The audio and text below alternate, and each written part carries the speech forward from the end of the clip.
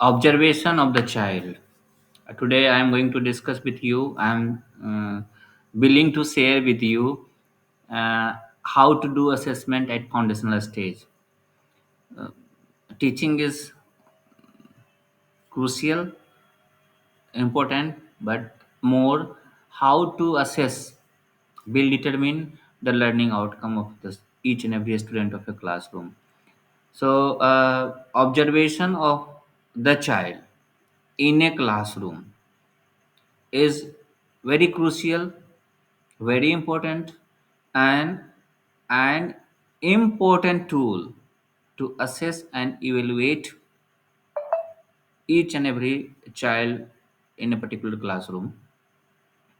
I'm going to share the content from National Curriculum Framework of Foundational Stage 2022. This NCF is based on National Education Policy 2022. I personally feel if a teacher is wise, if a parent is wise enough, he or she can observe the child and he can supply the right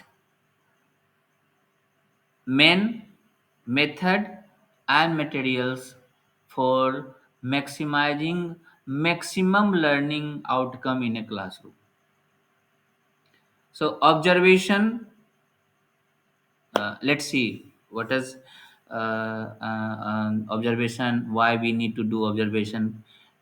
Observation is one thing, keen observation, minute observation is something different, something unique to ensure maximum learning outcome in a classroom.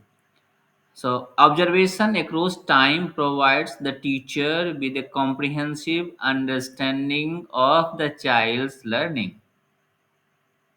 There can be several contexts where children exhibit their behavior, attitude, and their learning. Children show their understanding by doing, showing, and telling. Observation can help teachers see the child's achievement of different competencies which children can exhibit in many possible ways. The teacher can also make a note of the factors influencing this. Sometimes, specific situations or objects can stimulate the child to act in a certain way.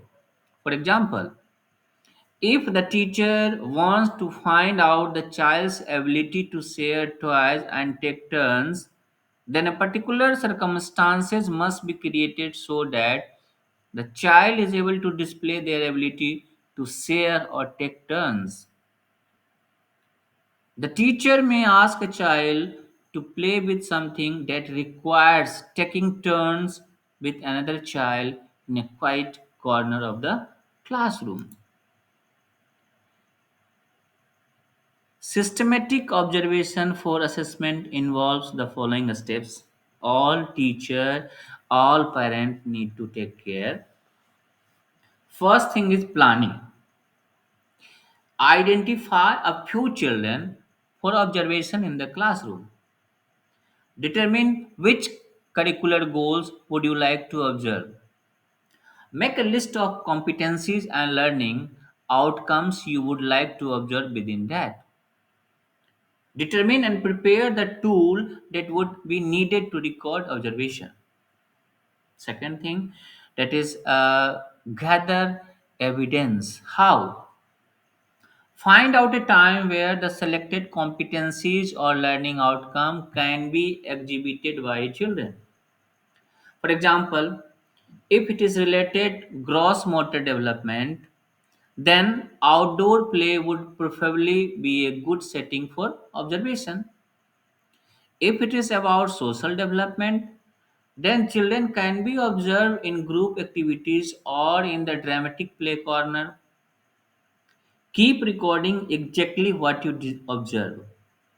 Example, if you see a child being able to take turn independently and you may mark a tick on your checklist and note down the exact observation as evidence. Third point, reflect and assess. Read the evidence and the record to track the progress of each child over a period of time. Every concrete evidence would inform the teacher how to plan and modify her teaching for children in future. Some illustrative pointer for observation during a few common pedagogical process are be below, like storytelling and the NCF, as you are watching on a screen, reading on a screen, has some point to discuss. We can add more and more. Like, is the child getting involved in the story? Is the child describing the picture? Is the child asking question about different characters of the story? Is the child connecting personal experiences with the event of the story? Is the child recalling familiar words from the story? Is the child expressing likes or dislike about the story? A few example, a checklist from guided conversation. Is the child listening to other during circle time? Is the child waiting for their turn to speak? Is the child expressing their pleasure or displeasure listening to others?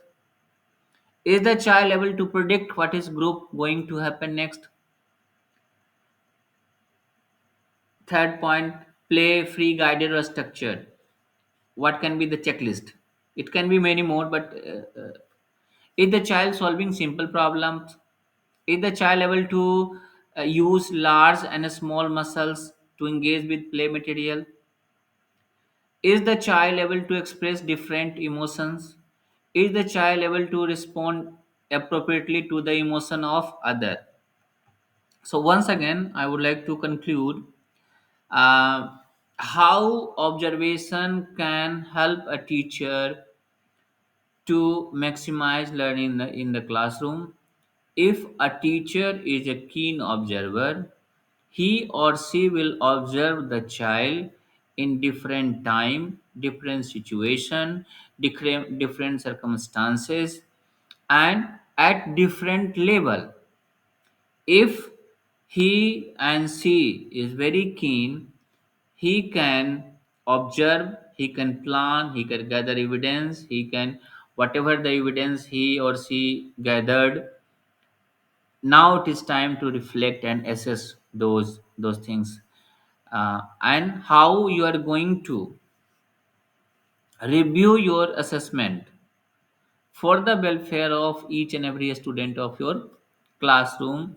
That will determine the maximum learning outcome in an academic year.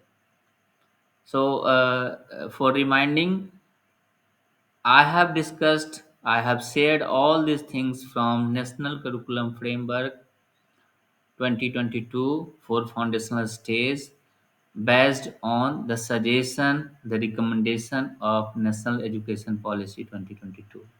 So thank you so much.